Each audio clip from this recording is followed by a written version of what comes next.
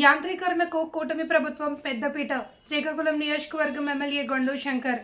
శ్రీకాకుళం జిల్లా ఆంధ్రప్రదేశ్ రాష్ట్రం రైతు సంక్షేమమే లక్ష్యంగా వ్యవసాయ రంగంలో యాంత్రీకరణకు కూటమి ప్రభుత్వం పెద్దపీట వేస్తోంది అని జిల్లా కలెక్టర్ స్వప్నిల్ దినకర్ ఎమ్మెల్యేలు గొండు శంకర్, బగ్గు రమణమూర్తి అన్నారు.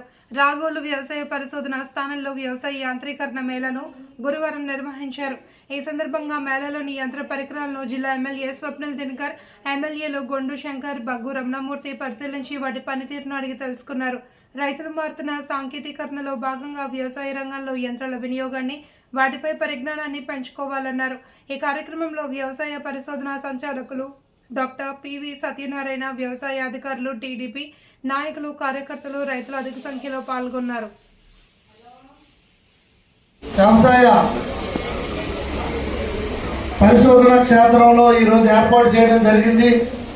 ఈ సందర్భంగా రాష్ట్ర స్థాయిలో అన్ని మెకనైజ్డ్ కంపెనీస్ రావడం జరిగింది. అలాగే ఆచార్య ఎన్జీ రంగా వైస్ ఛాన్సలర్ గారు వచ్చారు.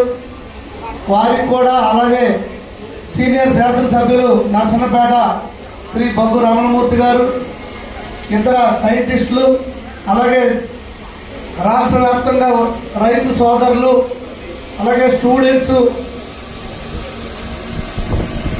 ఇతర నైర కళాశాల డీన్ గారు, ఇతర అధ్యాపకులు అందరూ కూడా ఈరోజు ఈ కార్యక్రమానికి రావడం జరిగింది.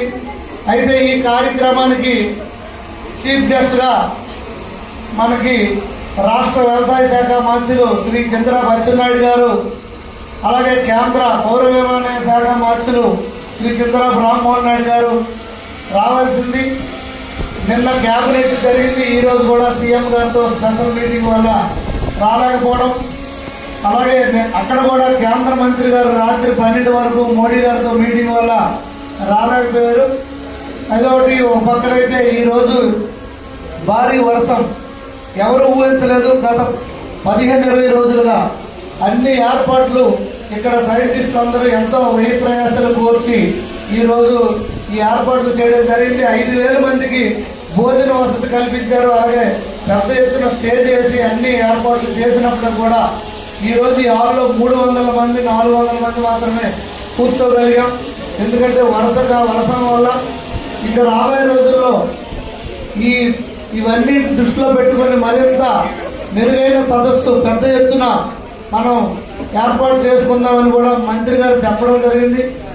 అయితే దీనిపైన ఎవరైతే రైతు కమిటీల నుండి కానీ, అలాగే సొసైటీస్ నుండి కానీ, రైతులు, వ్యవసాయ ప్రేమికులు ఎవరైతే పెద్ద ఎత్తున ఆర్గానిక్ ఫార్మింగ్ కానీ వ్యవసాయం చేస్తున్న రైతులందరూ కూడా రావడం జరిగింది. వారి కోసం ఇక్కడికి రీసెర్చ్ చేస్తున్నటువంటి సైంటిస్టులు వీళ్ళందరూ కూడా రావడం జరిగింది. కనుక ఒక 10 నిమిషాల పాటు వారి యొక్క సందేశం మనకి వినిపిస్తారు.